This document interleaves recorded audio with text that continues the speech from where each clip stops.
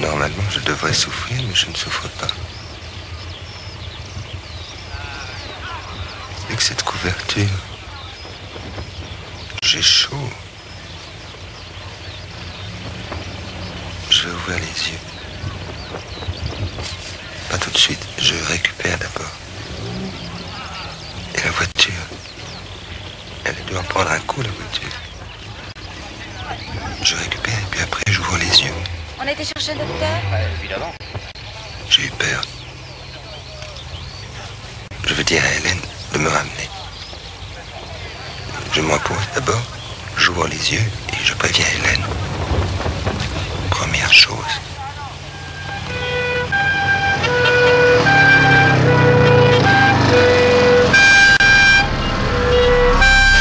Tony, Ouais. t'as vu ça ? Il se passe la même chose dans le film. Ah, t'inquiète, c'est de la merde ce film. J'ai l'impression qu'il y a quelque chose d'important. C'est quand t'as dit il est 9h, c'est ça? C'est ça qui est important? C'est vrai, remarque, 9h c'est assez important comme horaire, parce que c'est l'horaire d'aller dormir. Remarque, une fois, je me souviens, il était couché vers minuit 10. Pourtant, moi j'étais fatigué après. Je passerai des jours, des nuits, des mois s'il le faut. Ah non, de Dieu, bordel de merde. Ah, tu me rends dingue. Tu m'en fous. Ah, je suis fou. Ah, trop le truc. Ah, ton cul. C'est mon génie.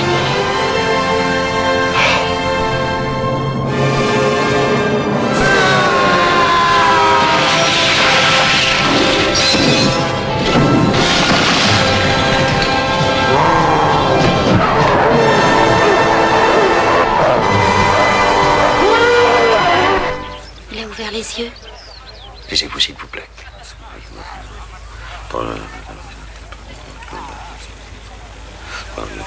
Oui, j'ai ouvert les yeux et alors? Je suis vivant, j'entends tout. C'est drôle. Je suis très fatigué. Mais c'est normal. Il faudrait que je leur dise. Mais qu'est-ce qu'il veut, ce type?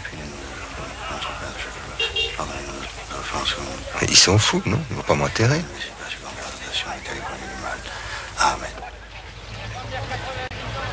Notez qu'il est peut-être simplement qu'évanoui. Tu ne pas qu'il reste sur le ventre? Il vaut mieux attendre au médecin. Ils voulaient m'enterrer, ces cons-là.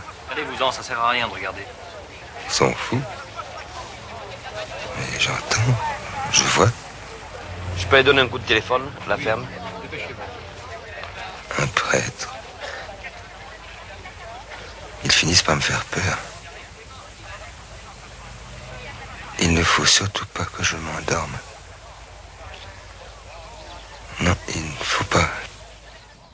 Bonjour et bienvenue, vous écoutez la première partie d'un programme spécial du Cinéma est mort, l'émission nécrophile de Canal B, consacrée à Claude Sautet, avec bien entendu le docteur Moreau. Bonjour Antonin. Salut les kids. Une émission en deux parties, consacrée comme je disais à Sautet, juste pour le plaisir, sans aucun rapport avec aucune actualité. Enregistré dans une brasserie, on Voilà. fume comme des pompiers, on boit des pastilles sans eau, tout va bien. C'est très compliqué Ouais. ça va être très dur de faire cette émission, je pense, sans avoir pouvoir allumer ses clopes tout le temps. En tout cas, on J'y va arriverai avoir pas. on va revenir un peu sur toute la carrière. On va essayer de pas trop s'en mêler les pinceaux. C'est un peu compliqué. On a beaucoup d'extraits évidemment à vous faire écouter. On sait bien qu'on pourra pas tout faire passer. Et tous les extraits sont merveilleux. En préparant cette émission, forcément, on s'est rendu compte un peu de la matière qu'il peut y avoir dans tous ces films. On va revenir de manière un peu chronologique, histoire de pas trop s'en mêler les pinceaux, sur ces films et sa carrière. Avant même de commencer, on peut déjà présenter trois objets qui nous ont beaucoup aidé à préparer cette émission, en dehors de ces films, des films eux-mêmes. Tout d'abord, un livre d'entretien avec Michel Bouju, qui est très disponible, qui est ressorti d'ailleurs il y a quelques années encore, un livre d'entretien donc avec Sautet par Michel Bouju. C'était sorti chez Actes Sud, qui est merveilleux. C'est un des plus beaux bouquins d'entretien que j'ai pu lire. Mais ce qui est encore mieux, c'est le documentaire de NTBIN, qui est lui sorti en 2003, je crois, qui s'appelle Claude Sautet et la magie invisible. Je Ouais. crois que c'est ça le titre. qui est sorti je crois chez France Télévisions, et qui a donné lieu à l'un des plus magnifiques livres sur le cinéma, et comme le disait Antonin avant qu'on fasse l'émission, il devrait y avoir un bouquin comme ça sur tous les cinéastes parce que c'est exceptionnel. C'est Sautet par Sautet, c'est sorti chez La Martinière il y a quelques années. Pour le coup, le livre est beaucoup plus difficile à avoir aujourd'hui, Surtout pour les pauvres. surtout pour les pauvres. Quand il est sorti, ça allait encore, mais aujourd'hui du coup, il est très recherché et il est vraiment merveilleux. Donc c'est toujours de N.T. Bean et de Dominique Rabourdin qui donc juste avant la mort de Sautet était allé rencontrer le monsieur pour beaucoup d'entretiens. Le monsieur qui avait une mémoire extraordinaire sur la moindre séquence du tournage de ses films. Donc évidemment, c'est extrêmement riche. Ils ont été aussi rencontrer tous les gens disponibles qui ont travaillé avec lui, les techniciens, les acteurs, les scénaristes. Le livre est vraiment merveilleux. Il parle beaucoup, il parle très très bien. Il y a absolument rien acheté là-dedans. Donc ça nous a beaucoup servi pour préparer cette émission. Et je conseille à tout le monde de jeter un coup d'œil à ce livre qui est voilà merveilleux. Je sais qu'ils ont sorti le même truc avec Truffaut, mais ça m'intéresse beaucoup moins. Heureusement que Sautet était là pour guider Truffaut. On en reparlera tout à l'heure de son travail justement avec les autres, parce qu'il a pas travaillé que pour lui. Il a beaucoup fait couper dans les films de Truffaut, et ça c'est bien. Juste avant de démarrer et de faire une rapide bio du personnage, on va s'écouter un extrait justement de Sautet qui parle. Ça va nous mettre dans l'ambiance, très court, où il parle de son rapport au spectacle et ce qui m'a guidé un peu, moi, ce qui correspond à ce qui m'a attiré vraiment chez le personnage. Il y a une chose qui me frappe à propos de faire du spectacle. C'est que pourtant, moi, ce qui m'a toujours touché en musique, c'est des musiques qui ne sont pas spectaculaires. Django Reinhardt, qui n'était pas du tout spectaculaire, alors que quand on entend la musique, c'est extrêmement éclatant. Astor, n'en parlons pas. C'est rien, c'était rien du tout. Et quand tu les écoutes, ça prend une dimension extraordinaire. Je pense que j'ai dû toujours aimer des choses qui sont plus secrètes, voilà, qui m'émeuvent plus profondément, quoi. J'ai jamais boudé mon plaisir devant un spectacle, mais je sens qu'il y a des choses qui me touchent plus, qui restent plus, qui sont plus profondes, et qui ne sont pas perceptibles, immédiatement. Voilà, c'est ça que je veux dire. Voilà, donc c'était extrait justement du documentaire de N.T. Bean, Claude Sautet ou La magie invisible. Très rapidement, avant de parler du bonhomme, petite bio, le bonhomme est mort il y a 15 ans quand même. Il était né en 24. Il a fait, avant même de commencer le cinéma, des études aux Beaux-Arts ou aux Arts appliqués. Il était en mode sculpture. Lui, ce qui lui plaisait, c'est la sculpture, mais il s'est rendu compte assez vite qu'il pourrait pas en vivre. Du coup, il a abandonné la sculpture. Après la guerre, pendant la guerre, il faisait éducateur pour des jeunes enfants dans le Jura. Apparemment, il faisait ça très très bien. Après la guerre, du coup, il a été inscrit à l'IDEC, qui est aujourd'hui la FEMIS. De façon très intelligente, il n'est pas resté jusqu'au bout, il a pas fait longtemps à l'IDEC, il s'est barré très vite, et il a commencé en tant qu'assistant. Donc on est dans les années 50, il travaille avec Claude Autant-Lara, avec tous ces gens qui seront après un peu attaqués par Truffaut justement et la Nouvelle Vague. Il est vraiment au sein du cinéma à papa, du cinéma français dans les années 50. Et il fait très très bien son travail, Claude Sautet. Il passe très vite du coup assistant réalisateur. Il va du coup se démerder, il va montrer qu'il est capable de se démerder, trouver des trucs, tout ce qu'il faut, diriger parfois les comédiens, les secondes équipes, réécrire aussi du coup les scénarios. On va en parler tout à l'heure de son travail de script doctor, on va expliquer un peu tout ça. Il va faire ça du coup pendant une dizaine d'années. Il va même réaliser un court-métrage et un long-métrage, Bonjour Tristesse, dans les années 50, qui est pas considéré en fait comme un film de Claude Sautet parce qu'il a suivi à la lettre en fait un plan c'est Robert Derry je crois qui était censé être le réalisateur et qui a pas fait le film, et c'était un film avec Louis de Funès, avec Jean Carmet, avec Henri Salvador, et il a clairement suivi à la lettre en fait un plan de travail qui lui avait été indiqué, et donc le film lui-même n'en parlait jamais. Et il est pas vraiment considéré comme un film de Claude Sautet, même si du coup il y a son nom en fait au générique. Ça c'était au milieu des années 50, et jusque là il avait pas trop envie de faire du cinéma, jusqu'au moment en fait où à la fin des années 50 vraiment il s'est retrouvé donc sur un film de Labro avec Lino Ventura qui s'appelle Le Fauve et Lâché, et le réalisateur et Lino Ventura et la production sont tous embrouillés, et c'est Sautet qui a terminé le film, notamment par une grande scène d'action, et Ventura a été très impressionné en gros, et était content en tout cas du travail de Sautet, et il lui a proposé de réaliser un film qui s'appelle Classe Touriste. Sautet, lui, n'avait pas du tout envie de devenir réalisateur. Ce qu'il explique, c'est que il se rendait bien compte que les conditions de travail des réalisateurs, il voyait les réalisateurs travailler mais s'en foutre complètement de ce qui tournait, pendant 10 ans. Il a vu ça, des bonhommes qui tournaient, mais ils auraient pu tourner une pub pour le PQ ou une scène d'action Aventura, c'était exactement la même chose, les types s'en foutaient complètement, et ça lui donnait absolument pas envie. Et il y a deux bonhommes qui ont joué beaucoup dans le lancement de sa carrière, c'est Becker, avec qui il a travaillé, était assistant aussi sur Le Trou, qui était écrit par José Giovanni, qui a aussi du coup écrit Classe Touriste, et surtout apparemment son travail avec Georges Franju, notamment sur Les yeux sans visage, donc qui date de 59. Sur Les yeux sans visage, donc Sautet a aidé au scénario et était assistant réalisateur aussi de Franju, qui est un film extraordinaire. Faut voir Les yeux sans visage de toute façon si on l'a pas vu, et de voir Franju travailler, Franju qui lui justement savait exactement ce qu'il voulait et se battait pour avoir ce qu'il voulait. Là d'un coup ça a été une sorte de révélation pour lui. Il s'est dit si en tant que réalisateur je peux en effet m'y donner à fond en gros et faire le film tel que je l'entends, là d'accord ça m'intéresse. Et du coup tous ces événements en 59-60 ont fait qu'il s'est lancé dans la réalisation de Classe Touriste. Donc du coup Giovanni, il a travaillé sur le scénario avec Giovanni, Ventura était à fond du coup pour le soutenir. Ils se sont battus pour avoir Jean-Paul Belmondo aussi en second rôle, Belmondo qui à l'époque n'était rien du tout puisque à bout de souffle n'était pas encore sorti, donc personne ne le connaissait, personne n'en voulait non plus. Ils se sont battus pour l'avoir, pour qu'il fasse ce personnage secondaire qui va aider le personnage de Lynn Ventura, qui est donc un gangster, mais un gangster en fin de vie quasiment, qui justement est en train de dépérir totalement, et qui est obligé même de faire des larcins ridicules, qui va tout perdre de sa vie, sa famille au fur et à mesure du film. C'est ça qui clairement intéressait Sautet.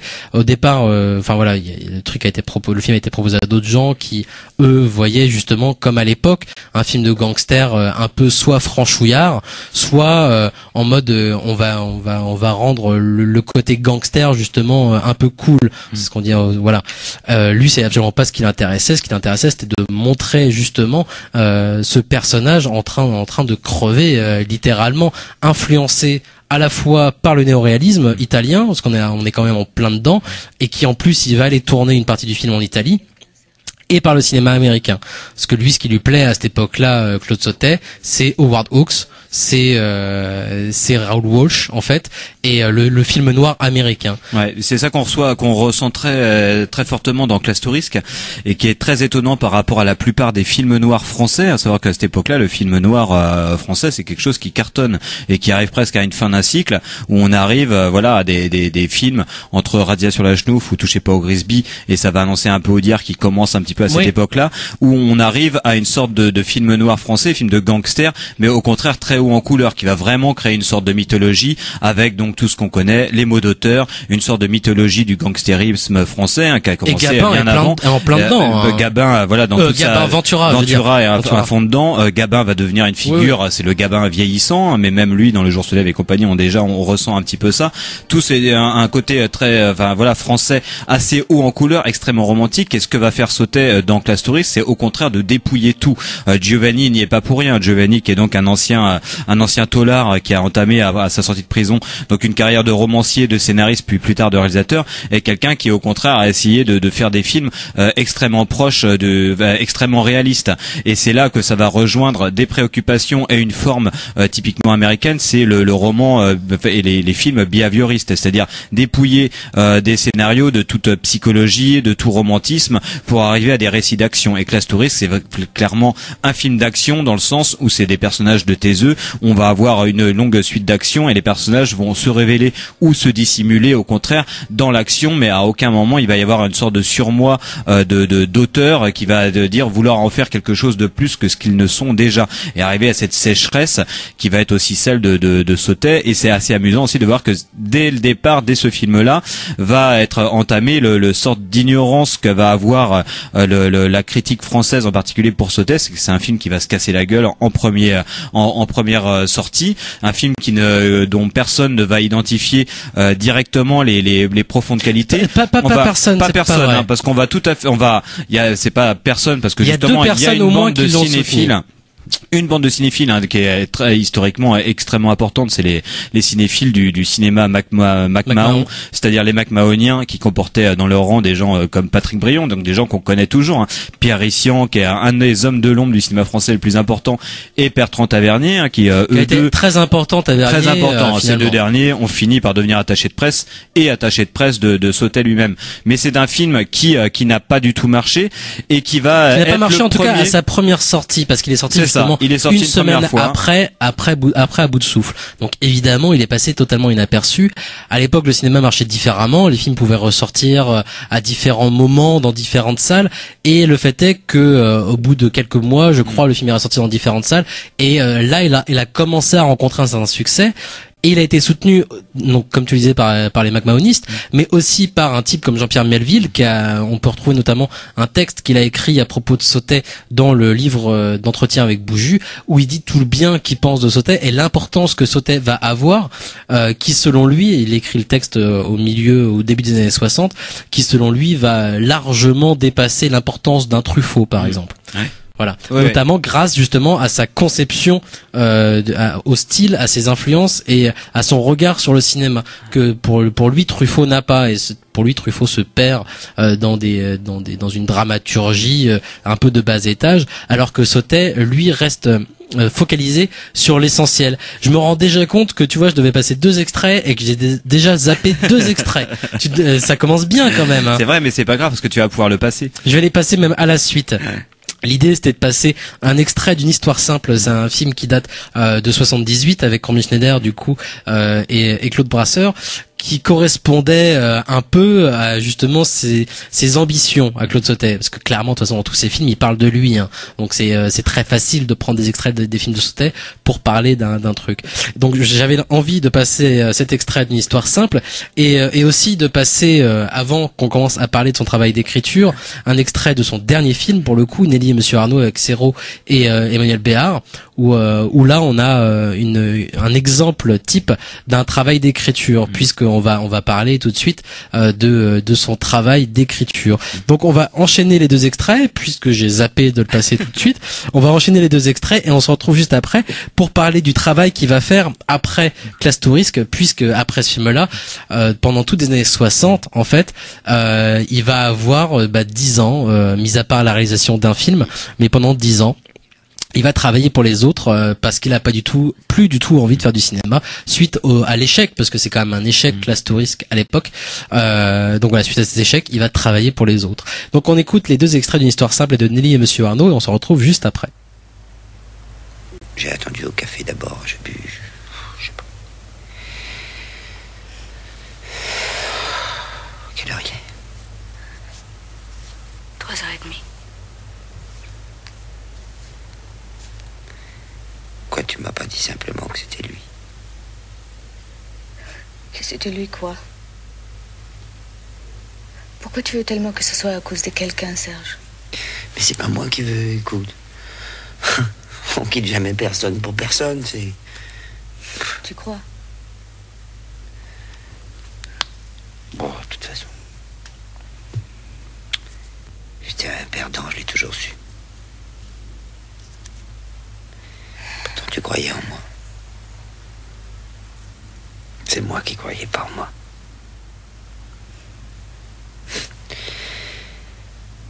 Quand j'ai quitté pour dessiner à mon compte, tout ce qui allait arriver, ça, j'aurais pu te le dessiner.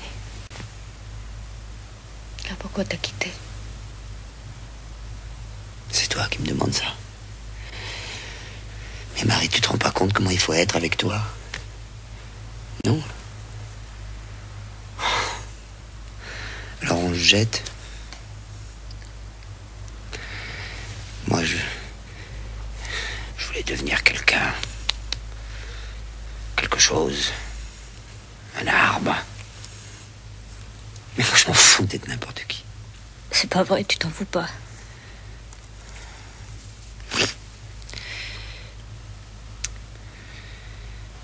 fond, tu m'as jamais aimé. C'est normal. Tu te trompes. Je t'ai aimé. C'est encore mieux. Bon, alors vous avez lu? Qu'est-ce que vous en pensez? Ça me paraît plutôt vivant, non? Oui. Oui, quoi? J'ai l'impression que c'est un peu répétitif. Ah non, c'est pas la même chose. Si, l'ambiance dans le prétoire, on l'a déjà, ça fait doublon. Moi, je couperais. Vous couperiez quoi? Tout ça. Ce serait plus concis. En effet. Moi, je trouve que c'est assez savoureux. J'ai passé des heures à peaufiner ce passage. Ça ne vous a pas fait rire? Non. Mais c'est le fond ou la forme qui vous gêne? Les deux. Alors, moi, c'est clair, oui. Mais ça vous paraît quoi? Complaisant, daté? Les deux aussi? Oui. Et puis c'est ce regard que vous portez sur ces gens qui est... Colonial, dites-le. Oui, peut-être. Leur mélange d'ingénuité, de roublardise, oui, ce sont des clichés bébêtes. Mais on tombe parfois dans des vieux pièges. Vous n'avez pas peur que ce soit un peu sec? Non. Bon, ben, on coupe. Mais vous reprenez là, hein? Donc des extraits enchaînés de Une histoire simple et de Nelly et Monsieur Arnaud, donc le dernier film de Claude Sautet.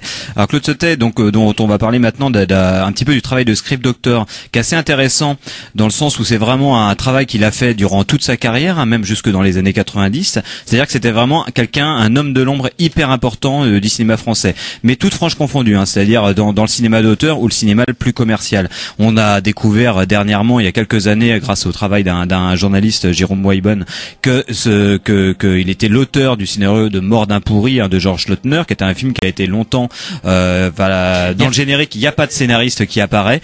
Finalement, maintenant, on le sait, c'est Claude Sautet qui a réalisé ça. Il ne voulait pas que son nom apparaisse au générique par rapport au fisc, hein, pour pas. Et on apprendra encore, je pense, prochainement beaucoup de choses, parce qu'il a fait ça pendant 10 ans quand même. C'est ça. Et c'est quelqu'un et qui c'est assez important de le signaler, d'une part parce que c'est assez rigolo, et en plus ça indique bien la position de Sautet qui, par rapport à l'histoire du cinéma, ce qu'il en retient. Claude Sautet, c'est quelqu'un qui, contrairement à beaucoup de cinéastes du style Truffaut ou Piala par exemple, n'ont pas une très grande descendance. C'est pas quelqu'un qui est beaucoup cité dans les. C'est beaucoup pour ça qu'on fait cette émission. Ouais, aussi, il est pas beaucoup cité par les auteurs et encore moins par la critique de cinéma. Bon, même s'il a quand même une certaine reconnaissance, mais c'est quelqu'un qui n'a pas une très grande descendance. Et peut-être à côté, à cause de ce côté très artisanal qu'avait Sautet. Comme on l'a dit précédemment, c'est quelqu'un qui a commencé dans le vieux système du cinéma français. Donc ce moment où pour accéder à la réalisation, il fallait passer par différentes hiérarchies du métier, un premier assistant, second assistant, troisième assistant, et quelque chose qui ne l'a jamais quitté, c'est-à-dire un amour du travail, de scénario, de mise en scène, et surtout une invisibilité de ce travail-là. C'est très marquant quand on voit dans tous ces films, c'est-à-dire que c'est des films qui paraissent évidents. Hein. Je pense qu'un œil non exercé, il regarde ça et dit bon bah il s'est juste contenté de filmer son scénario, le scénario coule tout seul, et en fait en les regardant bien, tu te dis que c'est un travail de fou furieux, c'est un travail de scénariste de fou furieux, parce que c'est des scénarios justement sans scénario, il n'y a pas de dramaturgie, hein, on en reparlera probablement plus tard, c'est que c'est des films qui ne sont guidés uniquement par des personnages, c'est irrésumable, hein, Tavernier le dira dans un extrait qu'on passera plus tard, c'est des films qui sont très difficilement résumables, et il y a justement un travail dans la mise en scène absolument invisible, et c'est en ça qu'on voit peut-être une origine américaine également de son travail dans le style hollywoodien. On sait que Hollywood, la période classique, c'était justement de faire du style sans que ça se voit, c'était l'histoire qui prévalait, il fallait pas du tout avoir des marques d'auteur et tout ça, et même en ça, c'était quelqu'un qui se posait en contradiction avec le cinéma de la qualité française qui était rempli de marques d'auteur, ne serait-ce que par les mots d'auteur du scénario, et il se posait aussi en contradiction avec la nouvelle vague qui au contraire mettait exactement au même moment. Voilà, ils ont plus, commencé au même moment. On sait que Truffaut voit une très grande admiration pour Sautet, qu'il a fait souvent appel à lui justement pour son et c'est je crois que l'expression pour ses montages surtout, pour l'expression, parce qu'en fait c'était un script doctor, mais pas non seulement. Un script doctor, c'est le bonhomme qu'on appelle pour retravailler les scénarios, alors que les scénarios scénarios sont déjà écrits, mais c'est pour les améliorer. C'est quelque chose qui est extrêmement répandu à Hollywood. Par exemple, dans les script doctors célèbres, on peut citer la princesse Leia de Star Wars qui a arrêté de faire actrice et qui est script doctor. Et je sais pas si elle exerce toujours. Et en France, bon, c'est peut-être on a vraiment assez répandu, mais on ne le sait pas parce que justement en France l'auteur prévaut, donc ça serait peut-être malvenu de signaler que quelqu'un nous a aidé pour faire un scénariste. Toujours est-il que Claude Sautet a été script doctor pour beaucoup de films. Truffaut appelait ça le ressembleur de scénario. Oui, voilà, il y a beaucoup de ça. Alors il a quand même été souvent inscrit en tant que co-scénariste au début en tout cas, déjà avec justement avant qu'il réalise pour Franju justement, il est co-scénariste pour Les Yeux sans visage par exemple. Il l'a fait beaucoup pour Jean-Paul Rapneau où il travaillait avec Alain Cavalier par exemple, son scénario de La vie de château, que pas un film que j'aime d'ailleurs beaucoup, mais voilà, justement l'idée c'est que Rapneau en parle beaucoup puisqu'il a eu beaucoup de relations lui aussi justement avec Sautet, où tous ces scénarios passaient par Sautet, et La vie de château avec Philippe Noiret, c'était voilà, on a un scénario, c'est censé être une comédie sauf que c'est pas drôle, et là Sautet débarque et puis bah oui mais regarde ça peut être une situation comique, ça aussi. Il l'a fait du coup avec beaucoup de monde et pas uniquement en tant que script doctor, il l'a fait aussi énormément. Des réalisateurs comme Truffaut justement ont fait beaucoup appel à lui aussi au moment du montage en fait. C'est-à-dire qu'on présentait à Sautet, et ça c'est un truc que Tavernier et Truffaut on faisait presque systématiquement à une certaine époque, on présente le montage à Sautet et là il dit coupe ça. Mets ça dans l'autre sens. Tiens, c'est un flashback, tu vires le flashback. C'est vrai que ce que disent à peu près tous les réalisateurs qui en tout cas admettent avoir travaillé avec lui, le gros du travail que mettait Sautet, c'était à la fois des coupes, énormément de coupes en fait, couper les évidences, des choses qui se quand on a compris quelque chose, c'est pas la peine de le répéter, tu coupes. Quand ça complique ton récit, tu le coupes. C'est pas la peine de compliquer un récit. T'as une idée, tu vas au cœur de l'idée, tu vas au cœur du récit, tu vas pas te compliquer avec plein de choses, tu coupes. Ça c'était son grand machin et il te disait où couper, et ça c'est la force de ses films aussi, et c'est ce qu'il fera sur ses propres films. Et l'autre truc qu'il apportait et que je trouve très drôle, c'est quand une situation sur une scène était bloquée, voilà, t'as deux personnages qui s'engueulent, tu sais pas comment terminer ta scène, et là Sautet débarquait et tu dis bah elle lui fout une baffe, voilà. et c'est pareil, c'est un truc que tu retrouves dans ces films et qui résolvait beaucoup de situations. C'est toujours très drôle d'entendre les propos de tous les cinéastes ou différents scénaristes sur leur travail d'écriture en collaboration avec Sautet, et c'est important de signaler aussi que Sautet n'a presque jamais écrit une ligne, c'est-à-dire que quand on dit qu'il était script doctor, c'est quelqu'un qu'on invitait, et le mec te lisait ton truc et te faisait plein de remarques, se mettait en colère, et voilà, et puis ça allait t'inspirer pour quelque chose. Et c'est pour ça qu'il a jamais été non plus tout seul au scénario de ses films. Il est toujours en co-scénariste sur ses films, parce que comme tu l'as dit, il écrivait jamais une ligne. Sa femme le dit très bien. Il a jamais été capable d'écrire plus de 3 pages tout seul. Du coup, lui, il était tout seul. Il parlait, et puis t'avais quelqu'un à côté qui écrivait, et il fallait qu'il suive, parce que sinon il s'en prenait une aussi. Ouais, c'est ça. En tout cas, il y a eu aussi cette anecdote géniale de Gabin qui, dans la dernière partie de sa carrière, se faisait commander des scénarios pour asseoir un petit peu son icône de star, et à chaque fois on lui amenait un scénario qui lui plaisait ou pas, et en tout cas à chaque fois il allait l'amener à Sauter en lui disant voilà, ce scénario ça me plaît beaucoup mais il manque le dessert, alors vas-y tu te débrouilles. Voilà. Et donc c'était Sauter qui réécrivait le tout pour que ça soit mettre un petit peu de piment là-dedans. Et donc il a beaucoup apporté en fait au cinéma français dans toutes les années 60, y compris dans des gros succès, des films que moi j'aime beaucoup. J'en parlais justement avec toi Antonin aussi, quoi. Le vieux fusil de Robert Enrico, avec qui il a beaucoup travaillé, le vieux fusil avec Romy Schneider et Philippe Noiret, qui ressemble beaucoup, même si c'est dans un genre différent, qui ressemble beaucoup aux Choses de la vie, qui sera son premier film dont on va parler après un montage. Mais voilà, il a travaillé vraiment, c'est une liste considérable qui ne cesse d'augmenter, puisqu'on découvre, comme on l'a dit, tout le temps des œuvres sur lesquelles il a travaillé. Alors parfois c'est juste sur une petite scène, parfois c'est vraiment un retravail total du scénario, et ça a duré du coup du début des années 60 jusqu'aux années 90, où il a vraiment participé à toutes les franges du cinéma français. Ouais. Donc l'importance de Sautet dans le cinéma français est absolument considérable et a priori les gens n'en ont pas conscience. Voilà. Oui, c'est drôle parce qu'en plus, pour parler de Mort d'un pourri, donc le film qu'il a écrit sans être crédité au générique, la seule chose de bien dans ce film, c'est le scénario. Le scénario est extraordinaire, la mise en scène est à chier d'une lourdeur et les acteurs sont horribles. Alain Delon en tête, quoi. Il y a que Klaus Kinski qui s'en sort parce que forcément il a une présence. Et c'est drôle parce qu'en plus il a réécrit ça un an après Mado. Et c'est quasiment le même scénario, enfin pas le même scénario que Mado, mais il traite à peu près des mêmes problématiques et on y retrouve genre un acteur comme Julien Guillaumard qui incarne le même rôle que dans Mado.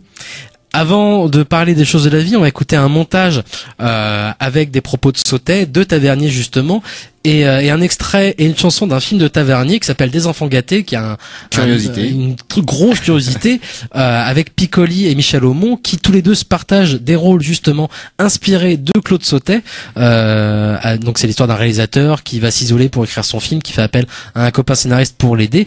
Donc tous les deux sont inspirés de Claude Sautet. On a le droit à une chanson issue du générique comme ça gratuitement, interprétée par Jean Rochefort et Jean-Pierre Mariel.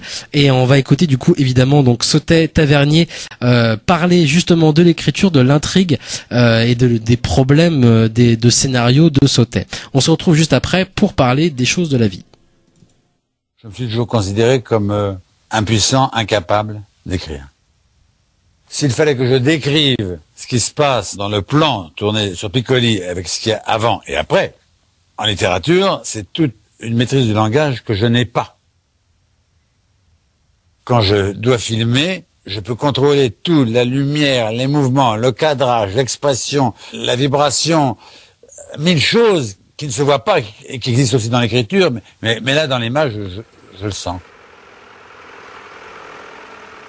Ce qu'on appelle le portrait physique en mouvement, ça, je pense que je le sais depuis toujours. C'est ce que j'aime, quoi. Il y a les films dans lesquels je peux terminer sans dialogue, j'adore, je suis en pleine forme.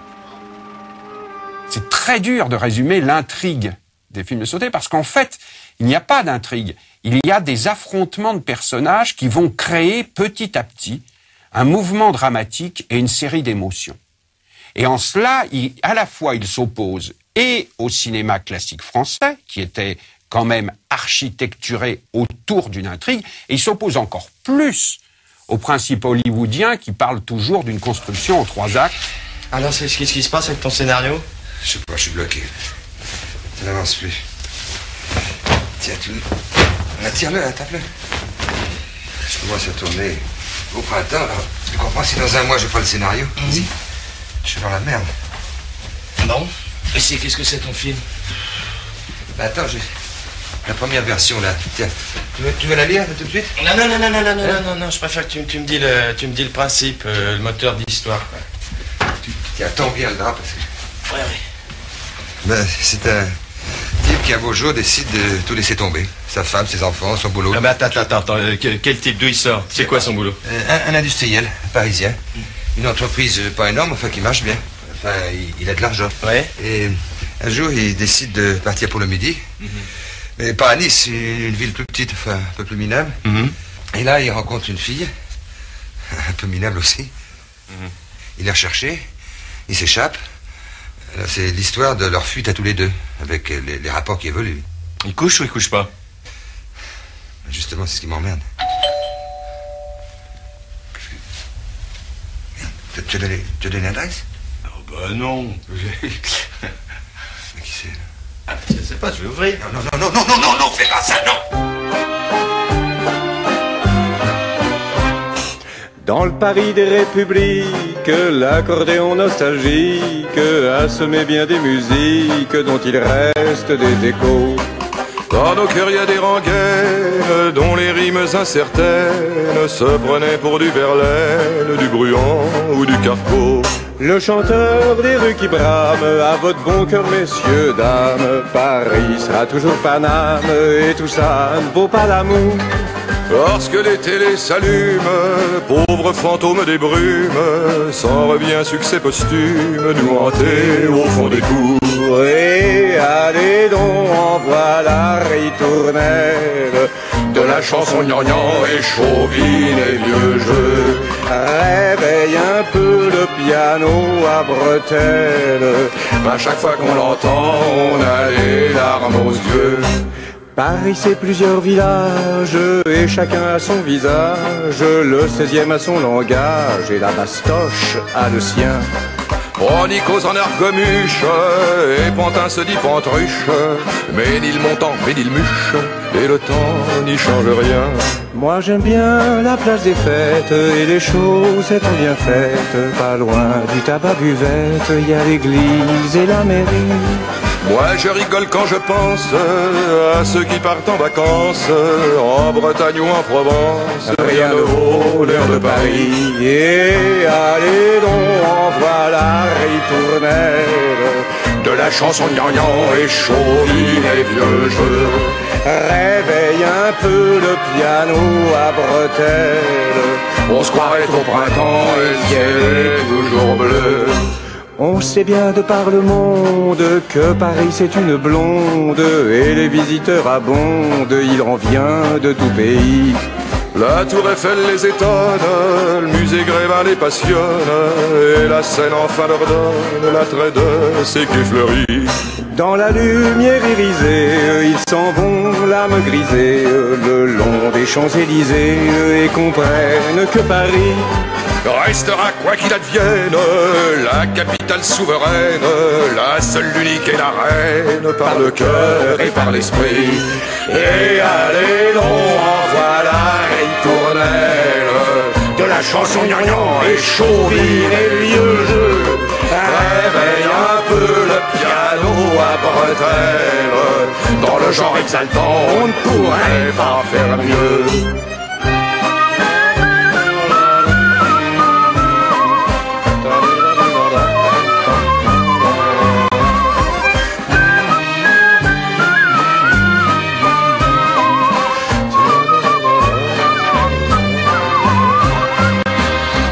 Ce qui m'attachait dans le film, c'était son caractère physique. C'est avec la présence physique que je vais me débrouiller, quoi. Je me dis, la présence physique dégage une densité que je ne vois presque jamais dans le cinéma français, qui négocie beaucoup par le dialogue. Et je me suis dit, là, c'est un film dans lequel je négocierai presque rien par le dialogue. De toute façon, on n'a pas le choix. Ça ne peut pas être Pierre Caturin. Et c'est pourquoi on se dit, il faut réduire à 3 phrases de commentaires pour pouvoir laisser l'angoisse physique des personnages. Et tout le début du film, on a l'excitation de tourner dans ce climat-là. C'était l'émotion que je ressens moi-même à montrer par des moyens que j'appelle le cinéma à l'état pur, c'est-à-dire dans lequel ne m'influence que la musique, la sculpture, la chorégraphie, le corps, le mystère des visages, qui a son éloquence et son lyrisme, voilà, propre. Là, c'est donc des extraits de Sautet et de Tavernier qui parlaient. Donc ça vient encore une fois du documentaire de NTV. Et puis ce morceau interprété par Jean-Pierre Mariel et Jean Rochefort, qui vient lui des Enfants gâtés, un film de Bertrand Tavernier.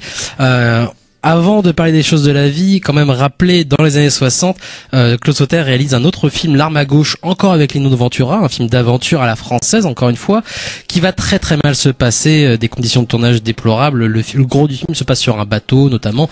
Et Kevin Costner le sait bien. Voilà. On ne fait pas ça. Il faut pas faire un film sur un bateau, c'est un cauchemar. Le film est un échec. Lui-même n'est vraiment pas content du film, et c'est vrai que le film, il y a des très très bons morceaux, évidemment. Encore une fois, les acteurs sont super, mis à part l'actrice principale, qui se retrouve avec une choucroute qui ne bouge pas, et alors il y a un vent pas possible, mais ses cheveux ne bougent pas, lui ça l'a traumatisé. Bref, après L'Arme à gauche, qui date de 55 ou 56, non 66, je dis une bêtise, voilà, il décide vraiment d'arrêter le cinéma, comme on le disait juste avant. Il se lance vraiment du coup dans le travail au noir, il bosse en sous-main pour les autres, ça lui va très bien. C'est tout en signalant que c'est vraiment pas un drame pour lui, parce que lui-même n'avait pas un désir fou de réaliser des films. C'est presque des films qui l'ont rencontré, un désir de film, ce qu'il disait toujours, il était très content quand il ne tournait pas. Oui, oui, et c'est exactement, du coup, quand tu parles de rencontres, de films qui viennent à lui, c'est exactement ce qui se passe avec Les choses de la vie. Donc, il est à base un roman de Paul Guimard, sur lequel Jean-Loup Dabadi et Paul Guimard travaillent pour l'adapter en scénario. Il le propose à beaucoup de metteurs en scène. Le premier auquel il pense, c'est Alain Cavalier, qui ne veut pas. Il y a beaucoup de metteurs en scène qui refusent. Et justement, du coup, Jean-Loup Dabadi, qui avait déjà croisé Sautet, va lui proposer le scénario pour l'aider à le réécrire, en fait, justement, parce que Sautet est connu pour ça, pour bien réécrire tout ça. Donc il va lui proposer le scénario et Sautet, en lisant le petit truc de Dabadi, va dire ok, moi je le fais. Et c'est comme ça que va se lancer. Et Les choses de la vie, c'est sans être le meilleur film de Sautet, c'est quand même l'étape, je pense, la plus importante dans sa carrière. Ça va être la rencontre avec énormément de gens. Moi-même, c'est le premier film que j'ai vu de Sautet et c'est vrai que même si j'ai beaucoup de reproches sur le fond, par exemple, à savoir trouver ça un peu niaiseux des fois quand même si je trouve ça super beau, c'est magnifique, j'adore Les choses de la vie, mais comparé à ses autres films, il est en deçà, je trouve, mais c'est une étape très très importante et donc il va rencontrer notamment sur le film 4 ou 5 personnes qui vont le suivre sur presque toute sa carrière, ou en tout cas une grosse partie de sa carrière. D'abord les deux acteurs, Piccoli qui va être son alter ego qu'on va entendre plusieurs fois pendant cette émission, qui est très très important, avec Romy Schneider. Il va faire 4 films avec les deux. Romy Schneider, même 5 si on compte son apparition dans Mado, qui est superbe. Elle a juste une scène dans Mado qui est extraordinaire. Et puis donc Jean-Loup Dabadi, avec qui il va écrire, j'ai même pris des notes, c'est la première fois je crois que pour une émission je prends des notes comme ça. Il va écrire 5 films avec Dabadi. Il va rencontrer son compositeur Philippe Sard, où là pour le coup il va faire 11 films. Et c'est vrai que la musique de Sard est très importante. Il écrira même souvent la musique avant que les films soient tournés. On va en entendre un peu aussi évidemment dans l'émission. Et puis son chef-op, Jean Bofti, avec qui il va tourner jusqu'à ce que Bofti meure. Donc c'est 8 films ensemble. Bofti qui va avoir une carrière assez incroyable aussi. Il va tourner avec des nuls comme Lelouch, mais il va aussi tourner avec Robert Altman, par exemple. Il va faire 2 films avec Altman qui sont Nous sommes tous des voleurs et Quintet, qui est un film quasi expérimental avec Paul Newman. Et c'est assez intéressant d'ailleurs de voir que Sautet, lui, sera un grand fan de Altman, notamment de Shortcuts, qui fera lui-même d'ailleurs un film choral ou même 2 films choraux qui sont Vincent, François, Paul et les autres et Une histoire simple. À l'époque même d'ailleurs, il fait lui Vincent, François, Paul et les autres avant que Altman fasse son Nashville, qui sera la base en gros du film choral. Du coup là ils en trouvent, on en parlera peut-être après, mais ils en trouvent du coup quelque part entre Husbands de Cassavetes et Nashville, voilà, avec son film choral sur cette bande de quinquas. Mais en tout cas voilà, ça va être des personnes qui seront très très importantes du coup pour Sautet, et Les choses de la vie va être un très très gros succès qui va lui permettre très vite d'enchaîner pendant tous les années 70. Il va enchaîner quoi. Et Les choses de la vie, quand même, la dernière chose avant de parler du film qui nous importe le plus dans cette période, à savoir Max et les ferrailleurs, il y a quelque chose de très important quand même dans Les choses de la vie, c'est l'accident. Avant de parler vite fait d'ailleurs de ça, on va quand même du coup s'écouter un petit extrait. T'aurais pu me dire que j'avais encore un extrait à passer, je l'ai oublié. Ça, c'est un petit extrait, business, mec. un petit extrait des choses de la vie très court, avec justement Une colère de Piccoli, qui est évidemment très inspiré des colères de Sautet. Et juste après, je parle un peu des choses de la vie. Bien, et les box? Comment les box? Quelles box? Pour les voitures. Je sais bien que c'est pour les voitures. Vous n'avez qu'à regarder les plans. Je ne regarde pas les plans, cher ami, je regarde le chantier. Et je ne vois pas les box devant le bloc Richelieu. Les garages sont souterrains. En effet, dessus, il y a de l'herbe. J'aime beaucoup l'herbe, monsieur Marais. Mais vous savez très bien qu'on peut gagner une trentaine de box en surface sans que pour cela vos immeubles s'écroulent. D'ailleurs, la publicité est partie. Les immeubles sud et sud-est sont livrés avec box, ce qui permet de les changer de catégorie. Ça ne me paraît pas possible. Vous voulez rire? C'est décidé. Décidé par qui? Par qui? Par la société, par tout le monde. Mais pas par nous. Pas par moi. Moi, je vous dis que les gens qui regarderont par la fenêtre verront des jardins et non pas des parkings. Je suis désolé. Mais si vous voulez relire votre contrat, vous verrez qu'il existe... Mais mon contrat, je peux vous le balancer vers la figure. Moi, tant que je serai là, si je vois une cage de lapin sur la pelouse, je la fous par terre. C'est vous qui habitez ici? Non? Bon. Moi, je vais aller chez vous et je vais faire passer le tout à l'égout sur vos fenêtres. On verra votre gueule. Si vous faites passer la publicité d'abord et les plans après, c'est mon gars. Ouais, je m'en fous. Monsieur Bérard, vous direz tout cela à monsieur Wilkinson? Wilkinson, je ne connais pas, je ne sais pas qui c'est.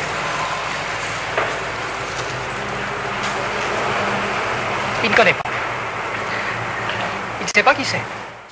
Voilà, très rapidement, juste le petit truc que je voulais dire sur les choses de la vie, c'est évidemment l'accident de voiture, donc qui continue de faire parler de lui, puisque c'est une grosse référence pour plein de gens. C'est l'accident de voiture le plus impressionnant qui ait jamais été mis en scène au cinéma, malgré le fait qu'il soit totalement improbable et concrètement irréalisable. Il en parle aussi très bien dans le livre. Il y a des gens qui sont venus le voir pour lui dire mais moi j'ai vécu le même accident de voiture. Non, c'est impossible. L'accident de voiture qu'on a créé, on a mis 3 semaines à le tourner, c'est impossible. Ça peut pas arriver cet accident, mais il est exceptionnel. Et en fait, moi, ce qui m'intéressait le plus là-dedans, c'est pas tellement la technique, parce que évidemment techniquement c'est très très impressionnant en termes de mise en scène, c'est complètement fou. Mais moi, ce qui m'intéresse, avoir du Peckinpah, quoi. Ah oui, c'est exceptionnel. On est en 70, ce qui fait c'est exceptionnel, et ça va complètement bouleverser du coup. Pas que l'accident, tout ce qu'il fait dans le film, de toute façon, ça va beaucoup influencer tout le cinéma français des années 70 et même après d'ailleurs, sur le quotidien, sur sa représentation du quotidien. C'est très très important les choses de la vie, je pense. Mais moi, ce qui m'intéressait le plus, c'est justement la façon dont il l'aborde. C'est-à-dire comment il en est arrivé en fait à faire cet accident de voiture et à le montrer de cette manière-là. Il avait jamais vécu un accident de voiture, par contre, il en avait peur.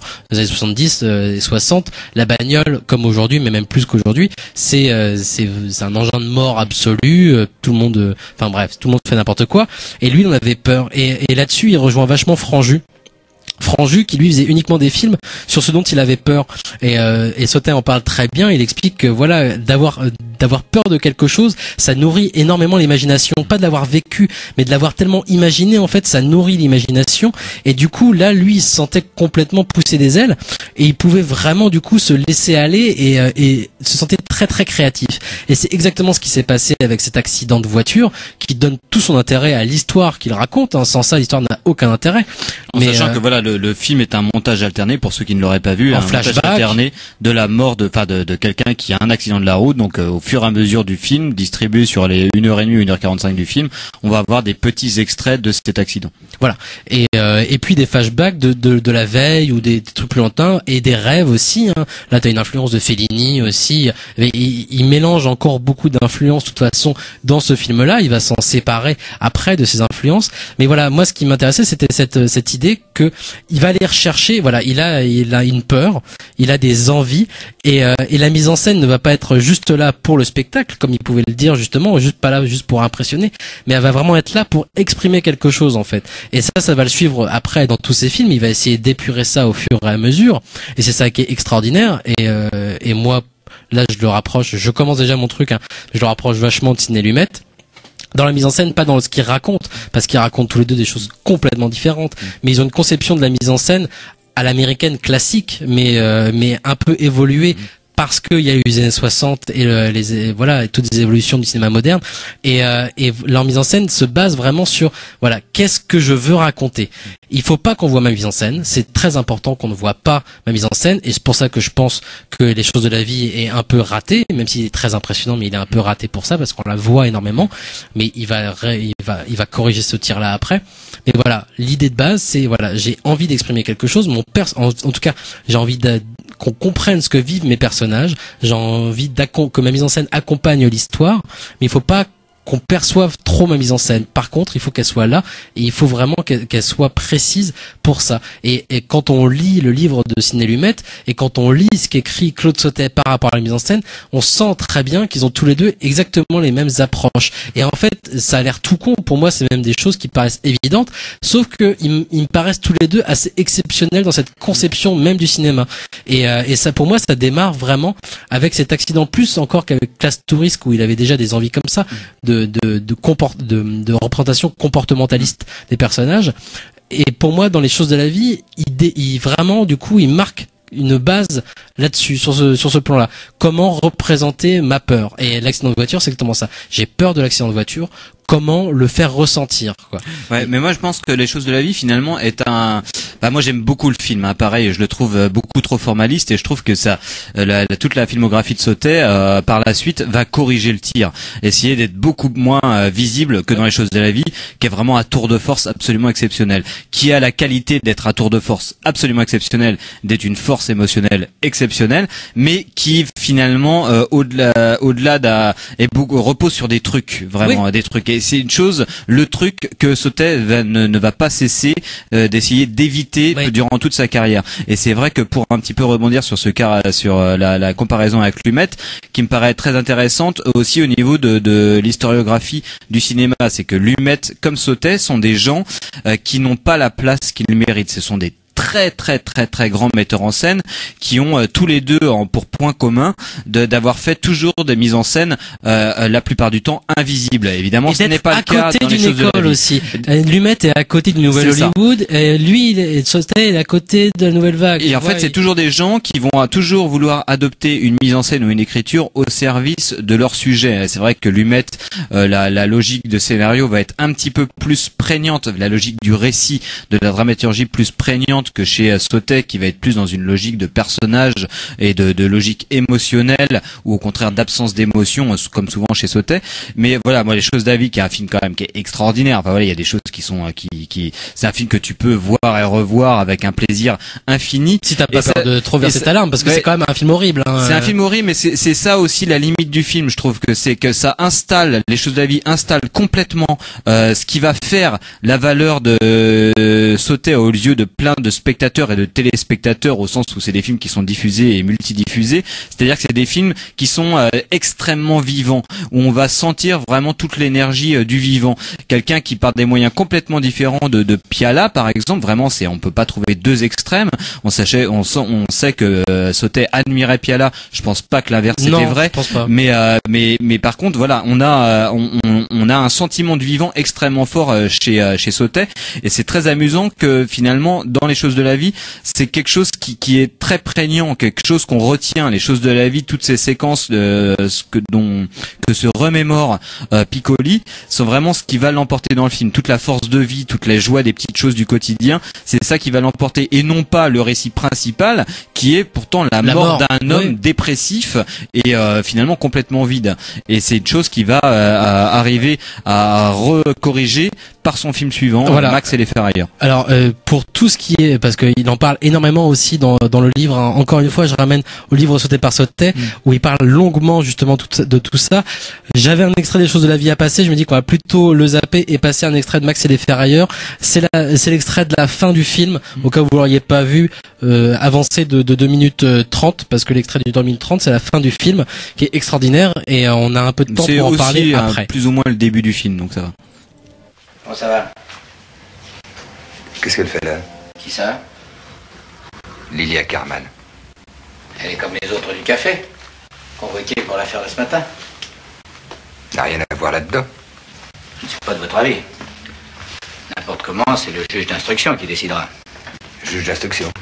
Dans une affaire aussi grave, c'est pas à la police de porter un jugement sur la valeur des témoignages, mais à la justice. Vous le savez aussi bien que moi. Bien sûr, mais c'est vous qui déférez les prévenus au parquet, je le sais aussi bien que vous. Admettons que j'estime que cette fille doit être déférée devant le juge d'instruction. Elle n'a rien fait, Ozinski.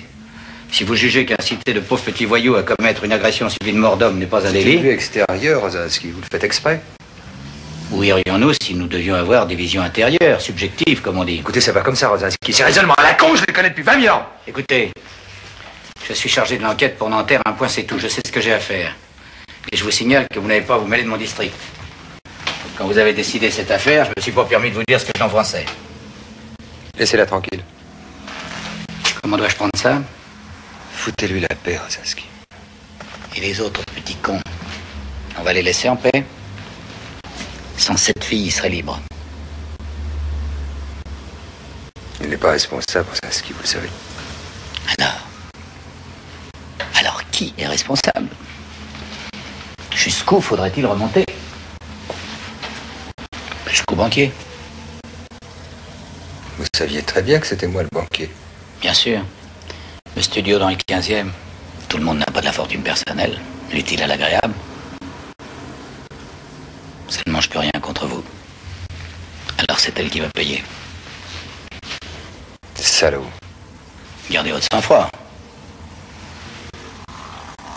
Je crois que nous n'aurons plus rien à nous dire. Laissez-la tranquille, Ozinski. Je fais mon travail.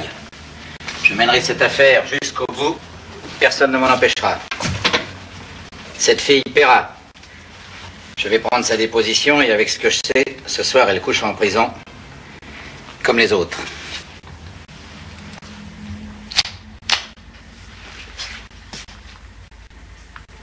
Vous êtes fou.